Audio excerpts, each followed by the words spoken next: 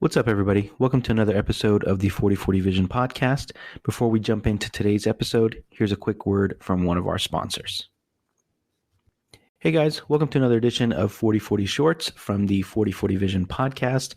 I'm your host, Khaled Abdallah, and on today's episode, I wanted to talk about one of the greatest performances we have seen in the history of the NBA playoffs, and that is Steph Curry's 50-point performance against the Kings in Game 7 of the Western Conference first round. Going into this game as a Warriors fan, I will admit I was terrified of the Sacramento Kings. What I saw in Game 6 of this series was a team that looked younger, faster, hungrier, stronger, whatever other adjective you can think of. The Kings looked like the better team, which is hard to say, of course, as a fan of the defending champions with one of the all-time great players on the team. But obviously basketball is a team game, and I really was scared of what the Sacramento Kings were going to do. What I didn't know, or what I didn't anticipate, at least not to this degree, was that Steph Curry would put on his cape and put up one of the best performances once again in the history of the NBA playoffs. I know that the stakes obviously were not that high, given that this is the first round, and his legacy is just about secure considering everything that he's done in the past. But I think it would have been fair to say that losing, again, in 7 games, not like they got swept or anything like that, but losing a first-round series as a defending champion, especially after the season that you had with a lot of ups and downs and barely making it into the playoffs, I think that puts a little bit of extra spice on it. But the fact that he came in and put up one of these all-time performances just speaks to the level of player that he is. So one thing I wanted to do today was talk about some of the other all-time great performances we've seen in Game 7s, and a lot of them have come in the NBA Finals, but I wanted to touch on them a little bit. So I went and I did a little bit of research. I asked some of the AI services. I asked ChatGPT and Google, of course, to list out the best Game 7 performances that people have seen. And not coincidentally, most of these took place in the NBA Finals, which of course is where the stakes are the highest, the pressure is the highest. A lot of guys collapse under that level of stress and pressure. And when you look at the names that are on this list, it's really no surprise that it coincides with the best players in the history of the NBA. So the number one they listed was Bill Russell in the 1962 NBA Finals. He put up 30 rebounds and 22 points in a win against the Lakers. Jerry West in 1969, 42 points, 13 boards, 12 assists, and a loss against the Boston Celtics. I want to say this is the series where he won Finals MVP despite losing, but I could be wrong.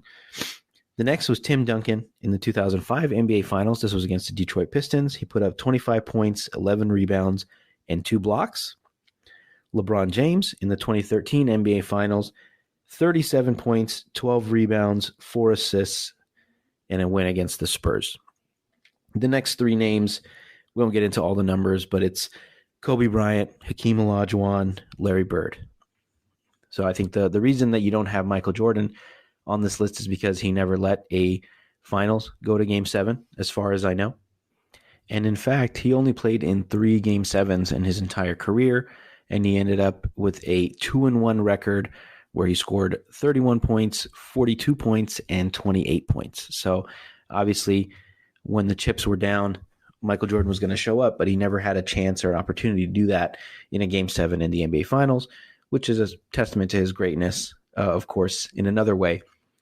But obviously with the finals, like I said, there's a ton of pressure. The pressure and the stakes are higher than ever before.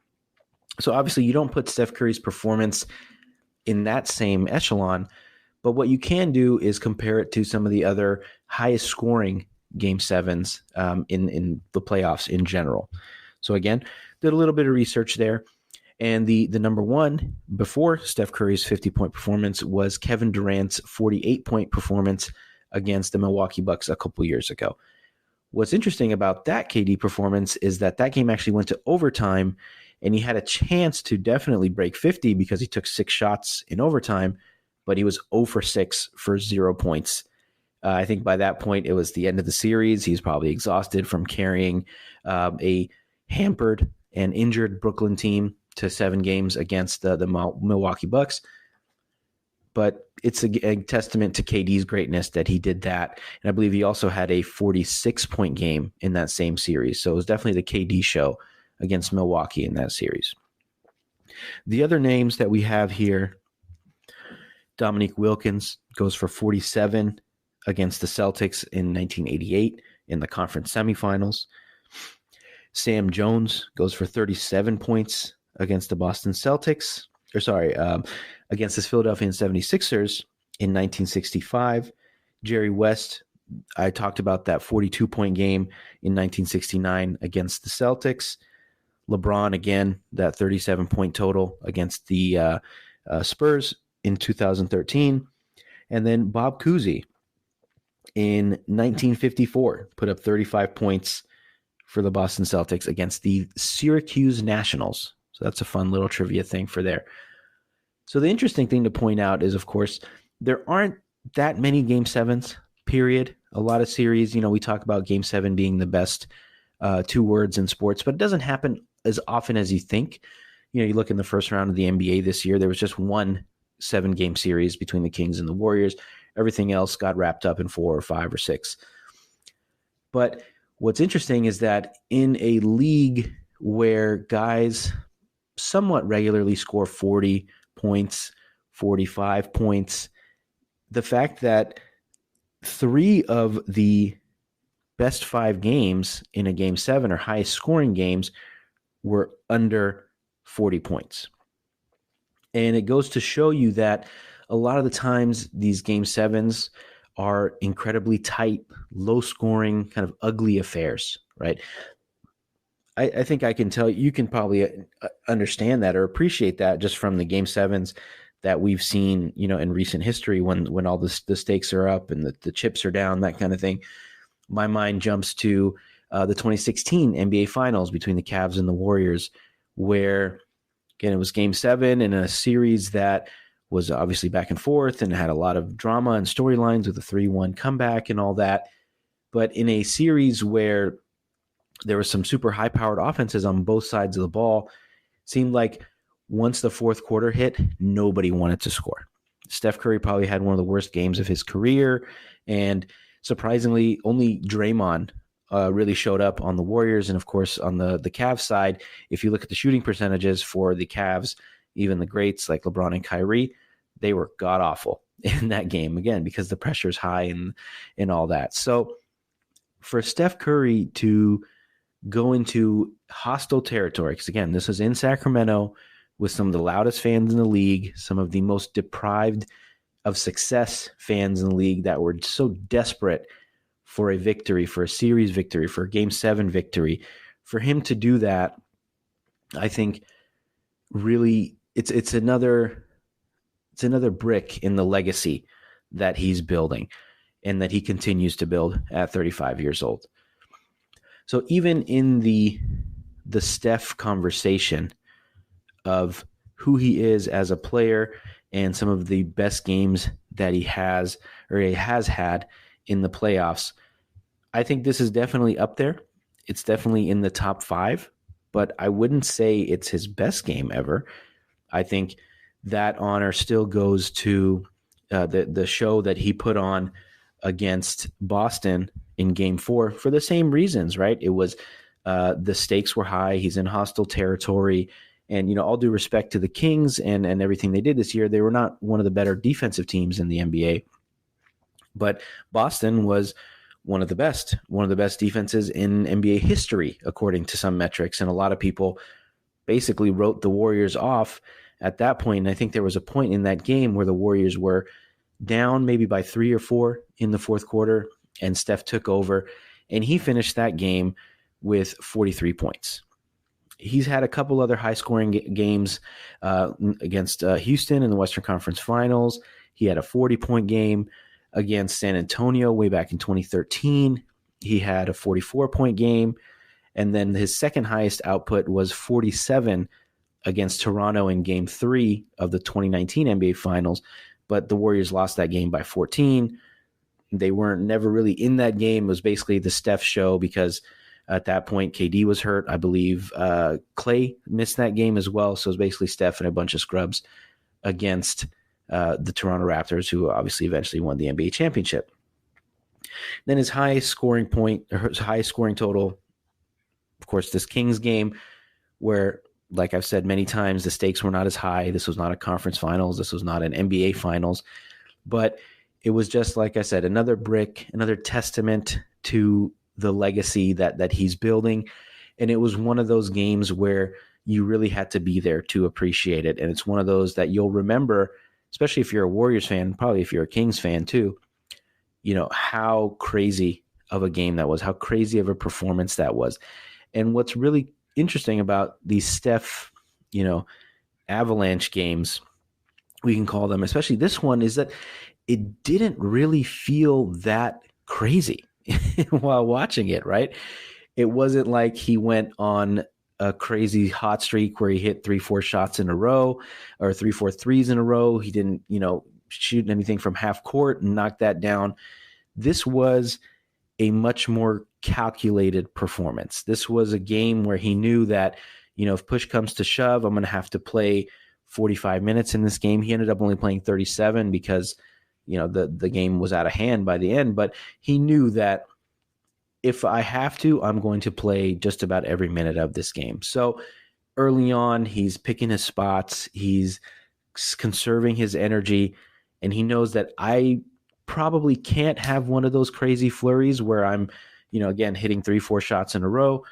But what he did instead was, I'm going to pick my spots. I'm going to take a ton of threes to save some energy by not, bleeding down the clock and beating down the shot clock and all that. And I'm going to try to hit some things in rhythm. And of course, I'm also going to try to draw some fouls. And of course, the really funny thing about Steph is that he does all of this, puts up all these numbers and, has 40, 50-point games, and he's not getting to the line that often.